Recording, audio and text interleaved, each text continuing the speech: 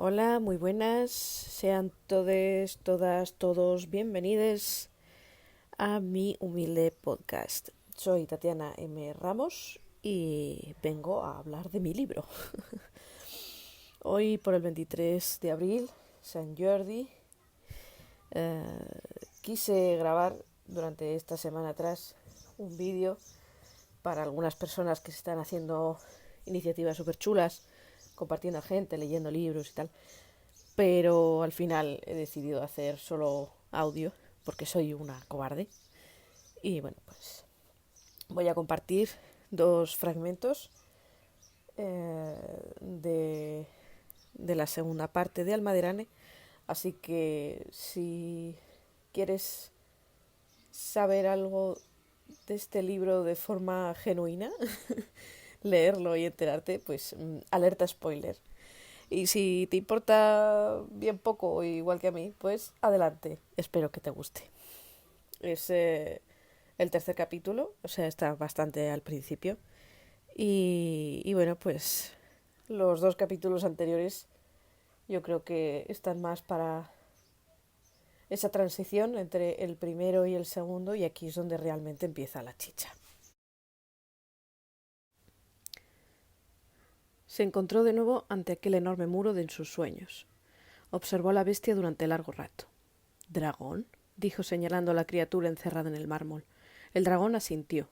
Se acercó a la membrana que los separaba y puso la llama de los dedos sobre su superficie. Sintió cómo se hundía en las puntas, como si la piedra fuera líquida. El dragón acercó el morro y Arna apoyó la mano entera en su hocico. Palpó las escamas como si lo tocara a través de una tela húmeda. La sensación era tan real que por un momento pensó que cuando aparecía allí en realidad no estaba soñando, pero sabía que al despertar no recordaría nada. Arna Luciana, dijo señalándose a sí misma, con la mano libre. El dragón asintió de nuevo. Lo sé, dijo en Balaur con una voz que sonó grave, distorsionada y aterradora. Arna retiró la mano de la piedra y miró a la criatura sobrecogida. Aquella voz la asustó. No se lo esperaba. De pronto sintió un calor agradable en el rostro y el aroma dulce de la tierra húmeda. Una suave brisa, tan ligera como una gasa de seda, acariciaba su rostro. Podía escuchar los sonidos del bosque y de fondo un murmullo constante, como una corriente de agua, mezclándose con un delicado y elegante tintineo que su imaginación tomaba forma de flores. Se encontraba tumbada en un colchón mullido, hacía una temperatura muy agradable y notaba el peso de una manta sobre su cuerpo dolorido. Abrió los ojos despacio y vio su brazo extendido, como si hubiera estado tocando algo invisible.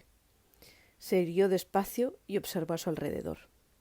Estaba en una habitación no muy grande, con las paredes llenas de vistosos tejidos de todos los colores. El sol se colaba a través de las delicadas cortinas de seda naranja oscuro que se dejaban mecer por la brisa, justo encima de la cabeza.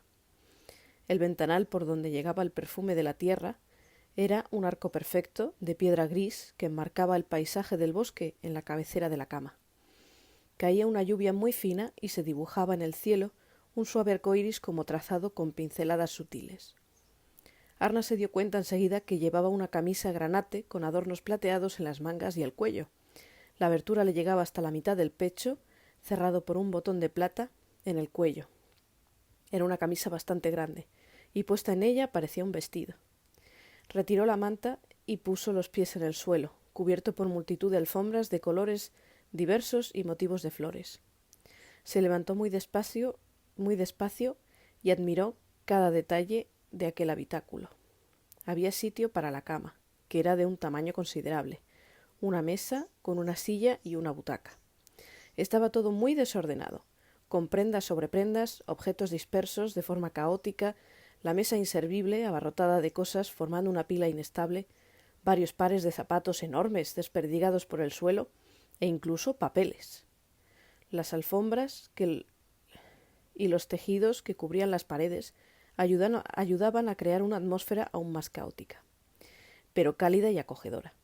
Trató de hacer memoria de cómo había llegado hasta allí, porque nada de aquella habitación le resultaba familiar. Recordaba al pueblo nómada, a Lechan, recordaba el día que acamparon cerca del monte, pero a partir de ahí el resto lo veía difuso, como un sueño. Se forzó a recordar, pero solo consiguió que su ya dolorida cabeza doliera más. Frente a la cama había una puerta de madera que estaba cerrada, y se acercó a ella. Con un poco de esfuerzo la abrió y descubrió una escalera estrecha de caracol que bajaba. La pared curva de la escalera daba al exterior y tenía unos pequeños ventanucos rectangulares, estrechos y altos, que iluminaban el camino. Se puso de puntillas para intentar mirar por ellos, pero estaban demasiado altos. Podía ver el cielo con nubes y las gotas de lluvia que comenzaban a caer con más intensidad. El tintineo metálico, que creyó fruto de su imaginación, se escuchó más intenso allí. Bajó descalza los escalones de uno en uno, sintiendo la roca fría en los pies, hasta llegar a otra puerta de madera más estrecha, entornada y sin pomo. Al cruzarla, se encontró con un recibidor que daba a lo que parecía la ladera de un cañón. La abertura que quedaba a su derecha daba al otro lado del cañón y estaba protegido por un murete decorado con arcos y columnas. En mitad de aquel extraño recibidor salía un puente, al otro lado, que terminaba en una puerta grande de madera. El tintineo provenía de las decenas de cadenas que colgaban entre las paredes del cañón. A cada pocos centímetros había pequeñas campanillas de metal que al recibir el golpeteo de las gotas de lluvia tintineaban creando una armonía delicada. Aquel lugar parecía sacado de un poema. Arna se acercó al murete y se asomó. El abismo acababa en un riachuelo fino como un hilo que se dejaba entrever a través de la densa vegetación que crecía en las paredes de la abertura. Mirando hacia arriba veía el cielo. Se asomó más, con la intención de alcanzar una de las cadenas con la mano, cuando «¿Qué haces?», preguntó una voz en yuyak. Arna dio un brinco hacia atrás y se llevó las manos al corazón del susto.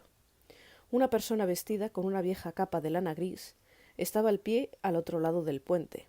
Lo cruzó con un par de zancadas y se encaró a Arna. Hasta que no lo tuvo suficientemente cerca, no supo determinar si era un hombre o una mujer. Su aspecto general era desaliñada y mojada. Parecía que acababa de llegar de un largo viaje y estaba de mal humor. De la capa sobresalía la empuñadura de una espada y Arna dio un paso hacia atrás. La mujer tenía los rasgos más típicos de Couch. Le recordó una versión femenina de Daid de joven, pero más robusta y con una expresión triste en la mirada. «Los niños no deberían jugar aquí», dijo con una voz muy severa y penetrante. «No soy una niña», repuso ella con enfado. Por detrás de la mujer se abrió un doble portón en la cual Arna no había reparado hasta entonces.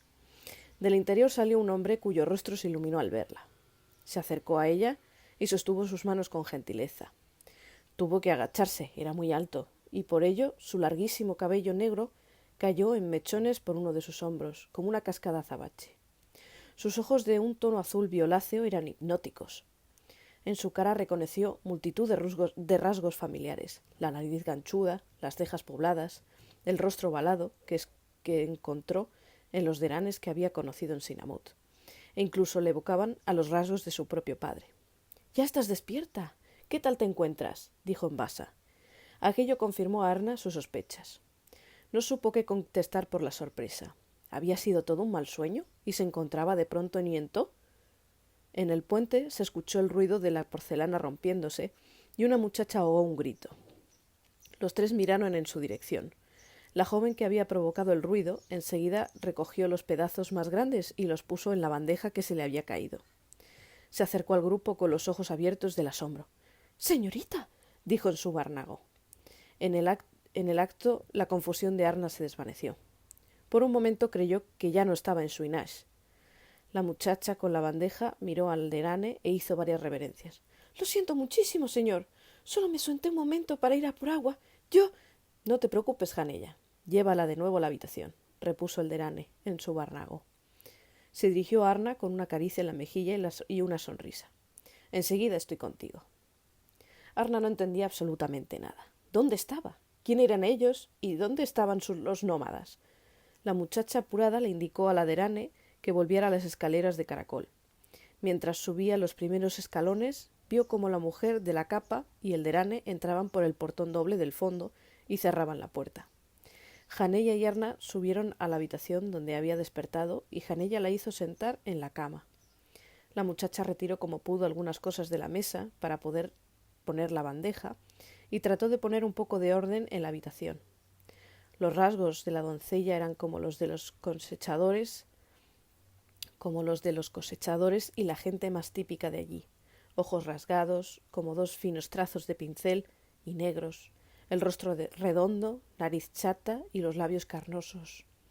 Llevaba la cabeza cubierta con un pañuelo a juego con su sencillo vestido. Parecía muy concentrada en su tarea. —¿Te ayudo? —preguntó Arna cuando vio que empezaba a agobiarse con el desorden. —No se preocupe, señorita. Usted tiene que descansar —repuso haciendo una inclinación de cabeza. ¿Dónde estoy? —preguntó Arna. Janella se detuvo y la miró con los ojos muy abiertos. —En los aposentos de su padre, por supuesto, señorita —dijo sorprendida. —¿Mi padre? —exclamó sintiendo cómo su corazón se aceleraba. Se levantó de la cama de un salto y miró por la puerta. —¿Está aquí? —Claro que sí, señorita. Acaba de verla hace un momento —repuso Janella perpleja. —¿Perdón? —dijo Arna sin salir de su asombro. —¿En el recibidor? —contestó la doncella casi con miedo en la voz. Arna la miró frunciendo el ceño. —Enseguida vendrá a verla. Tiene una reunión importante con la marquesa de Admec de Tuffy, pero seguro que encuentra unos minutos para usted. —¿Diadmec de qué? —preguntó Arna. Janella dio unos pasos hacia atrás, aterrada. Dejó las cosas que tenía en las manos en el asiento de la butaca, cogió la bandeja con la porcelana rota e hizo una reverencia antes de marcharse. Ni siquiera cerró la puerta tras de ella, y se la escuchó bajar despacio los primeros escalones y de forma atropellada los últimos. Arna estuvo mucho rato sola. Por el creciente aburrimiento se fijó en algunos papeles del suelo. Estaban escritos en basa. Los recogió y los examinó con detenimiento. Eran poemas, y muy buenos. Arna viajó por los sentimientos y emociones más profundos del poeta. Había muchísima melancolía, culpa, desdicha, pero también añoranza, fraternidad, deseos y un desgarrador amor hacia su hogar, su familia y alguien en particular del que nunca decía su nombre. Un amor profundo y pasional, y a la vez prohibido y trágico. En mitad de un poema dejó de leer, pues aquel dolor de pérdida se hacía insoportable a cada verso. Se sentía muy identificado con los sentimientos del poeta. Ella ni siquiera había tenido tiempo de procesar sus emociones. Los últimos meses de su vida los había pasado trabajando y trabajando sin parar.